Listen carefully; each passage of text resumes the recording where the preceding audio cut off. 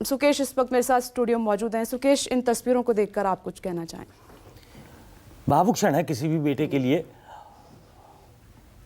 जिस तरीके से अपनी माँ को याद किया करते थे। अभी हाल फिलहाल में मैं गुजरात गया था, मैं वडनगर भी गया था, जो उनका गांव है, वहाँ उनके बड़े भाई से मिला था, सोमा भाई, जिन्होंने मुखाग्नि दी है। तो अनौपचारिक बातचीत में उन्होंने बताया कि कैसे रेज़ किया उन्होंने अपने बच्चों को, कैसे बड़ा किया। तो प्रधानमंत्री ने जो बातें सार्वजनिक तौर पे, देखिए 2014 के बाद प्रधानमंत्री की मां की बात, प्रधानमंत्री के परिवार की बात सामने आने लगी। उसके पहले तक सार्वजनिक जीवन में होने के बावजूद प्रधानमंत्री के घर के बारे में लोगों को मालूम नहीं था।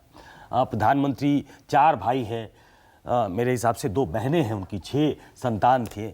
एक बहुत सामान्य से परिवार से प्रधानमंत्री आते थे और उनमें जो ये संस्कार दिए वो हीराबेन का उसमें बहुत बड़ा योगदान है। उन्होंने आखिर में जो प्रधानमंत्री ने ट्वीट में लिखा है कि काम करो बुद्धि से और मन में शुद्धि रखो।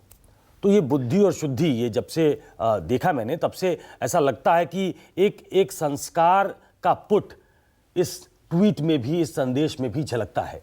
वो प्रधानमंत्री के लिए सबसे ज़्यादा संबल, सबसे बड़ी ताकत, किसी भी बेटे के लिए माँ सबसे बड़ी ताकत होती है। माँ को कोई रिप्लेस नहीं कर सकता। आप अकबर शहंशाह थे, तो अपनी माँ के मौत के बाद उन्होंने कहा कि मुझे तू कहने वाला चला गया।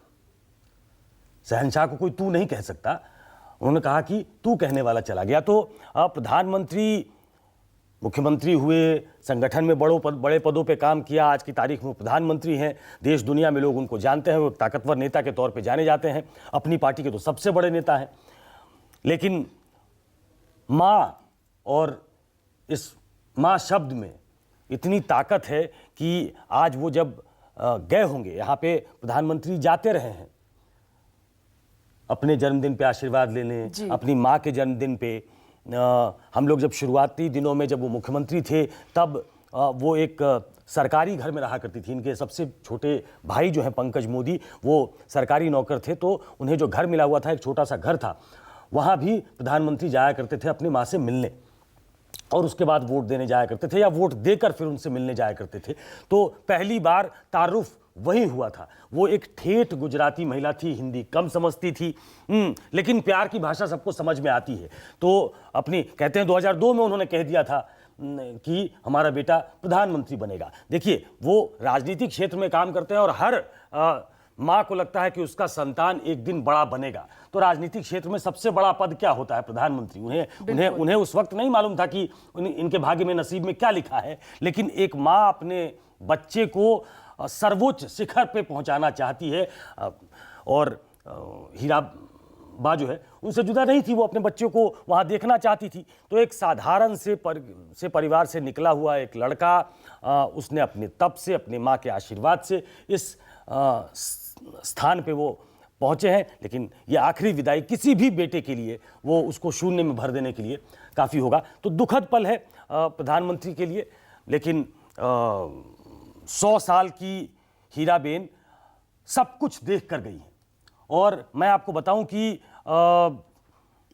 बहुत स्वस्थ, अभी हाल फिलहाल में सोमा भाई से हम लोगों की जब बात हो रही थी, गुजरात की जिक्र मैंने किया, तो उन्होंने कहा कि आज की तारीख में भी अधिकतर चीजें वो खुद करती हैं, वो इतनी स्वस्थ हैं। कभी अस्वस्थ होने की खबरें आपको बहुत कम मिली। मैंने सुना था एक बार, उन्होंने कहा कि इसका एक सबसे बड़ा कारण ये था कि वो सादगी भरा खाना जिंदगी भर उन्होंने खाया अपने स्वास्थ्य के प्रति। जैसे प्रधानमंत्री नरेंद्र मोदी अपने स्वास्थ्य को लेकर एकदम अलर्ट रहते हैं, वैसे ही शायद वो हीराबा से ही उनको मिला सीखने के लिए। प्रधानमंत्री तो मुख्यमंत्री रहे, प्रधानमंत्री रहे, प्रोटोकॉल है, हाँ, वो एक बड़े आदमी है।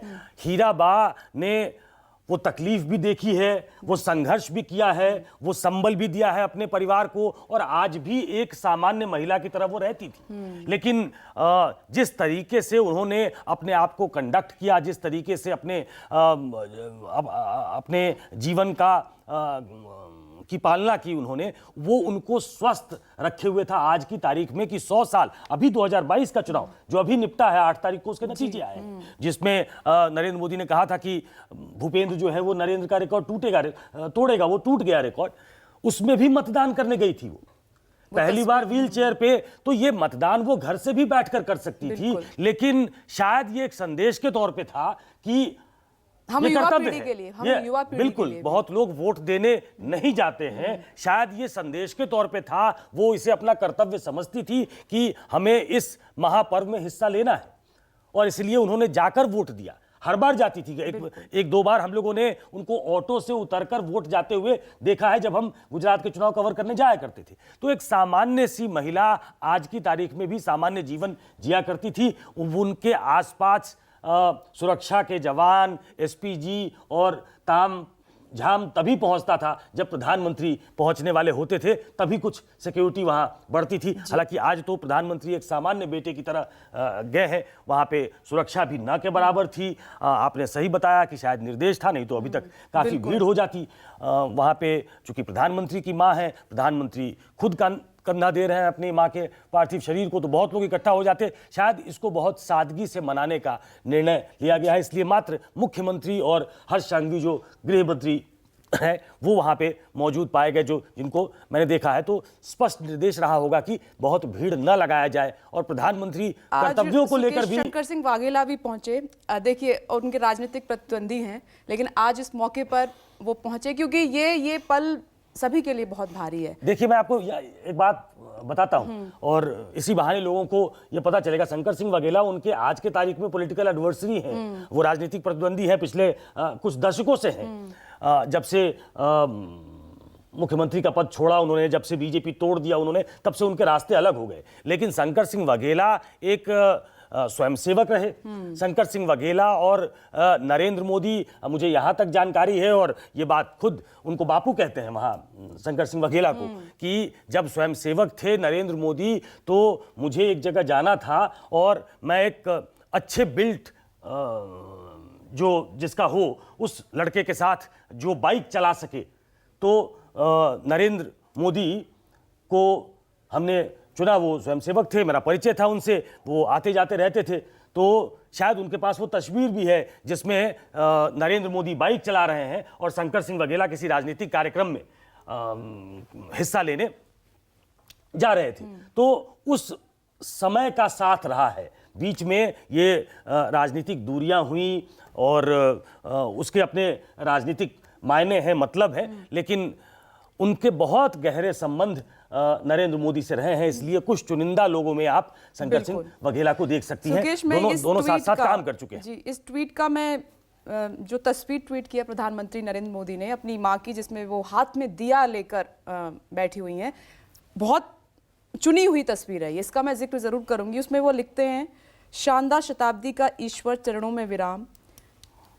आगे उन्होंने उस चरण में लिखा है कि माँ, मैंने हमेशा उस त्रिमूर्ति की अनुभूति की है जिसमें एक तपस्वी की यात्रा, निष्काम कर्मयोगी का प्रतीक और मूल्यों के प्रति प्रतिबद्ध जीवन समाहित रहा है। इसका मैं जिक्र करूंगी, लेकिन नमस्कार, मैं हूं मानक गुप्ता।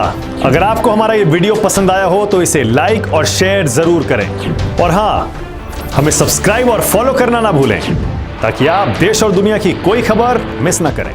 तो जुड़े रहिए हमारे साथ और देखते रहिए न्यूज़ 24।